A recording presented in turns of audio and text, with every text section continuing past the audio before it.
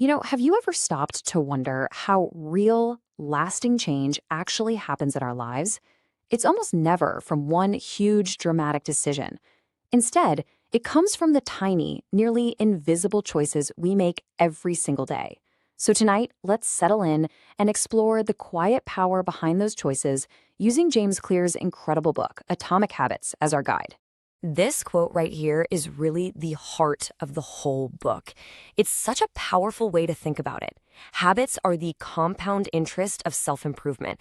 Just like money in a savings account, your daily actions, both the good and the bad, are compounding. Every tiny choice is an investment in the person you're going to be a month, a year, or a decade from now. And the math behind this idea is, well, it's pretty stunning when you see it laid out. Getting just 1% better each day seems like nothing, right? You would barely even notice it. But when you do that consistently for a year, you don't end up a little bit better. You end up 37 times better. It's this slow, quiet process that, over time, leads to absolutely remarkable results. But let's be honest, this is also the really hard part. It's where most of us tend to give up. We put in the effort, we're making those 1% improvements, but we look around and nothing. We don't see the results we were hoping for.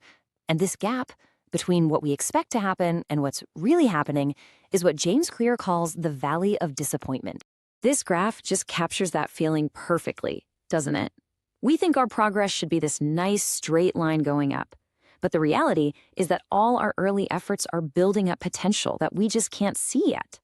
He uses a great analogy, an ice cube in a room.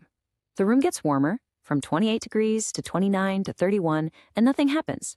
But then at 32 degrees, a breakthrough. All that stored energy is released at once. Our habits work exactly the same way. So the big question is, how do we stick with it long enough to get to that breakthrough moment? Well, the first major mindset shift might sound a little bit strange at first. It's this. You need to forget about your goals and focus on your systems instead. Let's quickly break that down. A goal is the result you want. It's the finish line, like winning a championship. A system, on the other hand, is the process that gets you there. It's the boring stuff, how the team practices every single day.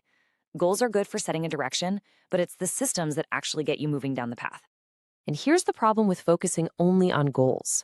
First, think about it. Winners and losers often have the exact same goal.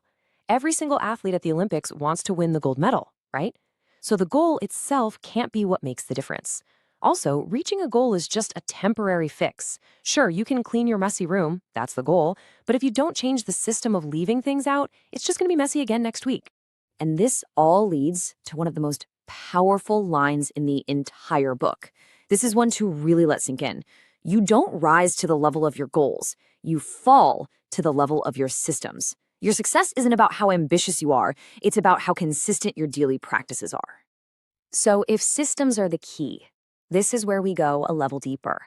It's about moving beyond just what we do and into the very core of who we are. It's about changing our identity. And that brings us to the most important question of all. Not what do I want to achieve, but who do I wish to become? Just take a moment with that. Are you trying to become a more mindful person, a healthier person, someone who is more creative? You see, this is the core of what he calls identity-based habits. The whole focus shifts. Someone's goal is just to read a book will probably stop when they finish it. But a person who starts to see themselves as a reader, well, they'll keep picking up books for the rest of their life. The behavior is no longer just an action. It's a part of who they are. I just love this idea. It's so empowering. Every time you do something, you're casting a little vote for the kind of person you want to be. Each time you go for a walk, you cast a vote for being an active person. Each time you write just one sentence, you cast a vote for being a writer. These tiny votes add up, building more and more evidence for your new identity. So the process is actually very simple. Not always easy, but simple. First, you decide the type of person you want to be. And second, you start proving it to yourself with really small wins. You don't need some huge dramatic transformation. You just need to start casting those tiny votes. Okay, so we've got the why down. We understand the power of compounding habits and focusing on our identity. Now, let's get into the practical how. James Clear gives us this wonderful, simple toolkit for building these habits, which he calls the 4 laws of behavior change. And here's the whole framework, all in one place. It's so clean.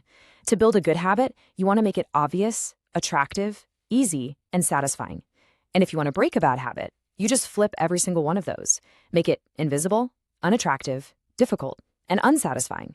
These are the 4 levers you can pull to totally redesign your daily life. So let's just zoom in on one of these laws because it is an absolute game changer. The 3rd law, make it easy. And there's a brilliant little technique for this called the 2-minute rule. It is perfect for getting past that feeling of being overwhelmed and just not starting. The rule is as simple as it sounds. You take whatever habit you want to start and you just shrink it down and shrink it down some more until it takes you less than 2 minutes to do. Now, the goal here isn't to get amazing results right away. The goal is to master the art of just showing up. And this shows you just how powerful that small shift can be. Run 3 miles can feel like a massive task, but put on my running shoes? Anyone can do that. Read before bed each night might feel like too much after a long day, but read 1 page? It's almost impossible to say no to that. You're just making the starting ritual effortless, and you'll be surprised how often the rest of the habit just naturally follows.